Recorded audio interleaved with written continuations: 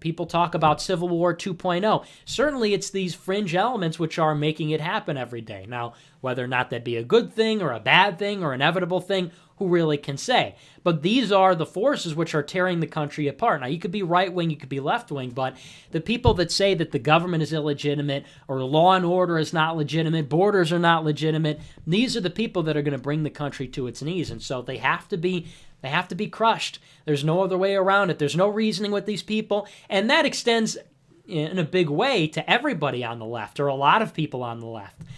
I was interviewed at Charlottesville as well by an InfoWars reporter, Millie Weaver. I think Millie Weaver, she was very surprised by the Chad right. She was very surprised by how authoritarian we were that day, because she was interviewing us saying, well, don't you think everybody has the right to free speech? And me and James Alsop were like, no, no, they don't. These people pose a threat to the country.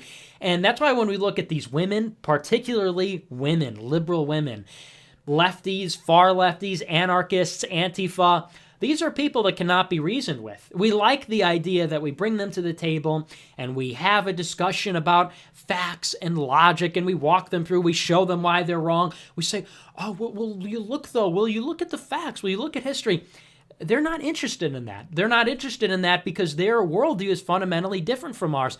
At a philosophical, at a metaphysical level, they have a different worldview. For example, Jordan Peterson talks about postmodernism, neo-Marxism. That's a very real thing.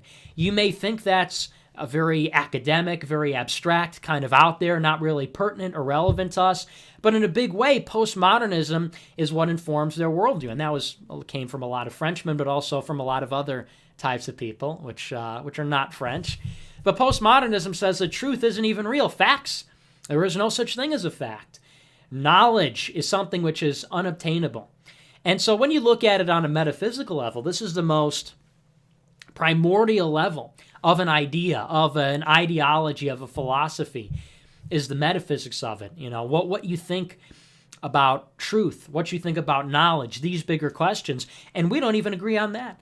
As a religious man, and a lot of religious people in the audience, we know that we are realists, meaning that reality is something that is actually tangible. It is not subjective. It's not like I have my reality and you have yours, and I have my ideas and you have yours, and there's no way to tell what's what. There's no way to say what is true and what isn't. In fact, who knows if there even is an objective truth independent of perception. We know that it's real, and we know that there is one truth, and there are facts, and there is a logical, reasonable process.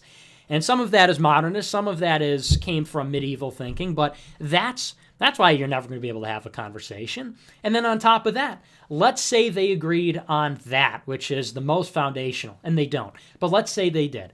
Let's say, because there are still some liberals out there who agree that there are facts, people like Bill Maher, people like Michael Moore, others. Well then, let's say even if you have that, our values are different. Our values are completely different. Our values are tradition. Our values are hierarchy, order, these kinds of things. We believe in certain ideas about mankind and society, which are fundamentally different from the way they perceive mankind and society. They believe in ideals like egalitarianism, equity, equality. They're all kind of under the same umbrella. But also they believe in a big extent to liberty and to other things like that. And those are incompatible with each other. So when you look at those two worldviews coming into conflict, whether it's metaphysical, whether it's value-based, policy-based, and that's, you forget it if you can't get the bottom two right. That's why you'll never be able to have a conversation. And so with these kinds of feminists and liberals in particular, they just have to be beaten. They just have to be crushed. That's all there is to it. You look at these people, whether they're online, whether they're in the streets, and this is Antifa, you cannot reason with these people.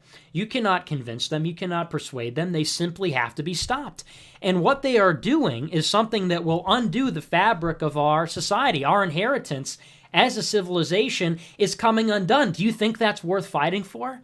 Do you think that's worth drastic action? Maybe you don't like this. Maybe you don't like the connotations, the loaded terms, which are we have to crush, we have to stop, we have to oppress, we have to win. But is it something that's worth preserving to you that you would go to those lengths? It is for me. And that's what's at stake here. So either we can sit back and say, well, well, everybody, we have to be neutral. We have to be tolerant. We have to stop Antifa, but we also have to stop the alt-right, and we also have to stop these guys on the right. No, no, no, no. We have to stop those people. And we don't have to stop them. We have to crush them. We have to defeat them. We have to subdue them and make it so that they can never threaten our way of life again. And is this the first step? It could be. Unmasking Antifa. I probably won't go very far. Probably won't go very far because, we know how our Congress is. We know who runs it. But, we have to start thinking like that. We have to start thinking in terms of that. Because increasingly, Antifa does not represent the fringe. They represent, to a great extent, the people in power who are getting increasingly nervous that we are standing a chance at fighting back. So that's the blurb about the Unmasking Antifa Act. It's probably, like I said, probably not going to go anywhere, but it is very important to rethink everything we know about who we are as a nation, our values, and who's on the other side. It's the same thing, whether it's abortion, whether it's illegal immigration, whether it's Antifa. The people we're dealing with, they're not on the same team as us. We have to get away from this. I know we like to think that. It would be nice if that were the case. It would be so nice if we all wanted the same thing. We're all in this together. We all bleed red, white, and blue. We really don't. Those people don't believe in the flag. Those people don't believe in... They believe in it insofar as it tricks idiots on the right into thinking that they're on the same team. They'll go, oh, but actually, isn't it American to believe in equality and this kind of stuff? This is rhetoric. They don't believe it. And so it'd be nice, but they're not on our team. We have to defeat them in a big way, in a way that we haven't before.